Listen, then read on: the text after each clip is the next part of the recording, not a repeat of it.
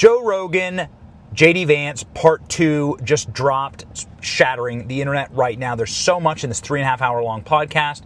Could you imagine Kamala Harris or Joe Biden or even Gavin Newsom doing a 3.5-hour long podcast? And anyway, they touch on like everything. They talk for like 40 minutes on UFOs, and they talk about Jeffrey Epstein. He says that the Trump administration mishandled the Jeffrey Epstein documents. It's refreshing to hear that. They talk about Israel, Palestine, Iran, and maybe it's all interconnected, but it all comes back, for me, to the question of, do we actually have a republic? Like, how healthy is America? And JD Vance masterfully convinces Joe Rogan that election fraud, voter fraud, is 100% real. Joe Rogan has his back from here to kingdom come. It's incredible to watch. Let's just dive right in. Here's Joe Rogan, just absolutely black-pilled on voter fraud. Well, it's just very disheartening that you have to consider the fact that it's really possible that the elections get stolen. And the California one was a big one for me.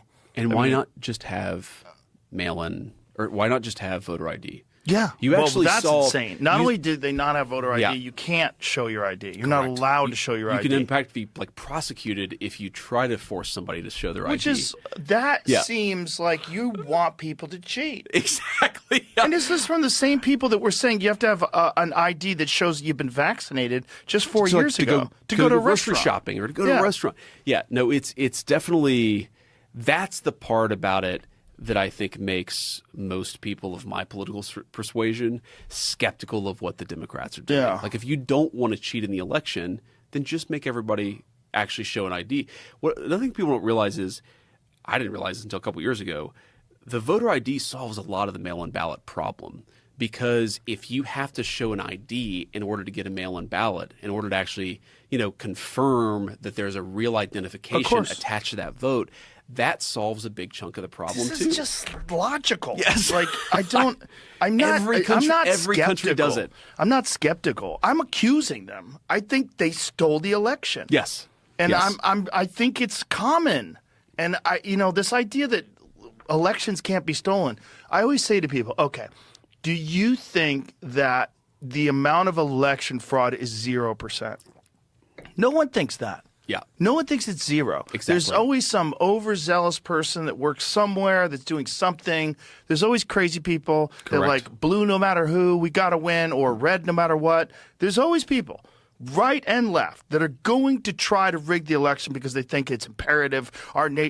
Look, we saw there was people like Oprah Winfrey was saying it. Like, if we don't win this election, you may never vote again. Like, what the fuck are you talking about? Like, why? Who's going to tolerate that? Left or right? That's crazy. That's right. But that attitude allows people to justify cheating. Correct. And I think they cheat.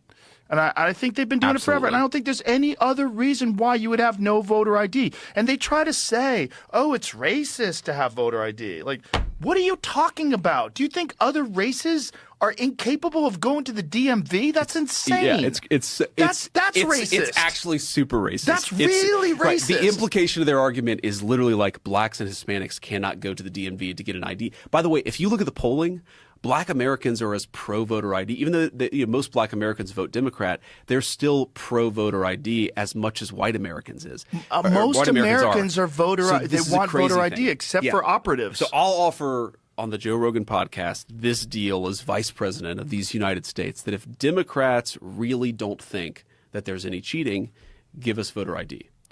I just don't know how it's not. Give us voter ID, and we'll stop talking so much about elections. Why is that not a federal thing? We are trying to make it a federal thing. So we are right now trying to pass the Save America Act. One of its main provisions is a requirement that you do voter ID. And we actually have, I think, a majority of the Senate that would support it. But this is just weird Senate procedural bullshit. I love the thread there of the SAVE Act, getting the SAVE Act passed, how critical that is. Then jumping over to the current state of California, because presumably, and based on all available polling right now, Gavin Newsom is the front runner. And so JD Vance, when he runs for president, and he will run for president in 2028, JD Vance is going to be facing Gavin Newsom. So why not take the gloves off and just talk about the state of LA, the state of California?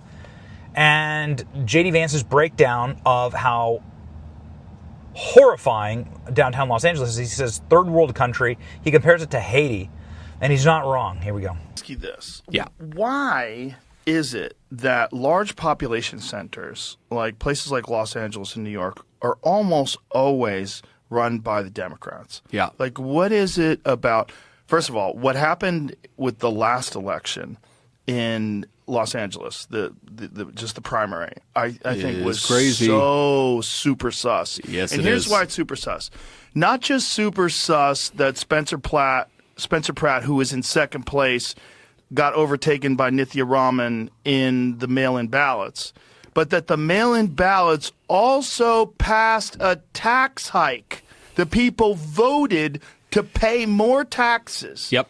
In a state where you have the highest taxes. That's right. They're like, we don't pay enough.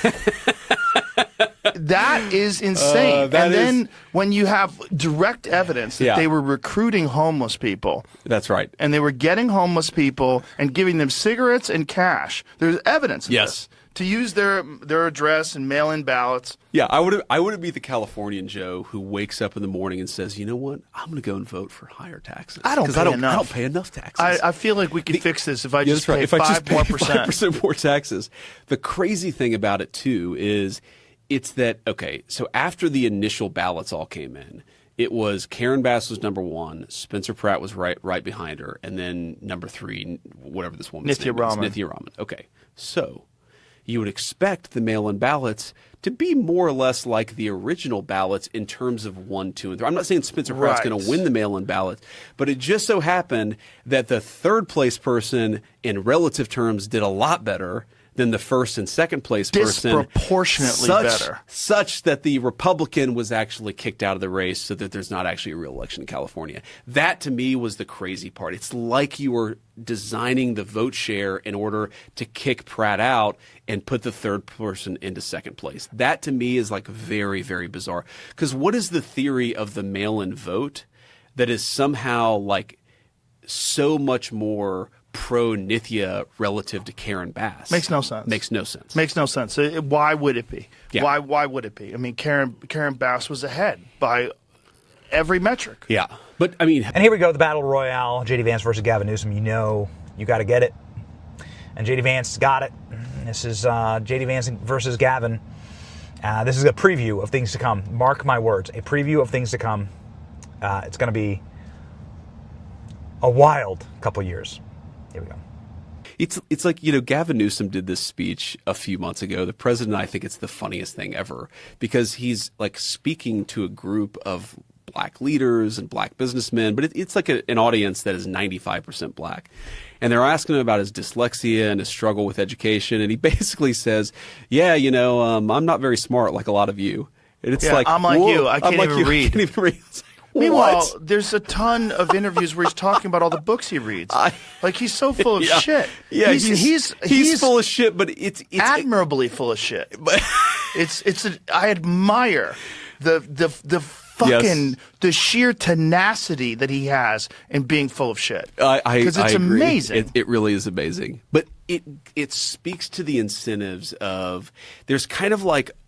Look, there's a real populism that I'm very much a fan of because I think you should be responsive to people. But there's like a faux populism of the way that I'm going to appeal to people is by assuming that they're idiots and acting like they're idiots. Yeah. And then, but if you're committed enough to that bit, eventually it kind of leaks out what you're doing. And I think that was sort of what Gavin did there, as he told on himself a bit. Yeah. Well, it was just. It's just he's bizarre. Dude, I will say he's a bizarre guy. So I've only met Gavin. I think I've only met him one time in my life, and it's such a crazy experience. So the debate between Biden and Trump during the 2024 cycle, and I'm there. I'm actually doing an interview for a documentary when the debate starts. And there's this clip of me. The debate starts. I'm in the middle of this interview. There's a big screen behind me as I'm talking to the camera, which is here. And I kind of freeze. And I look back at the TV and I'm like, oh, my God. Like, this is actually happening. Biden is imploding. Because if you remember, it was obvious from the get-go. So I go to the spin room afterwards. And that's where, you know, all these reporters and all the surrogates of the candidates. This is before I was the VP nominee.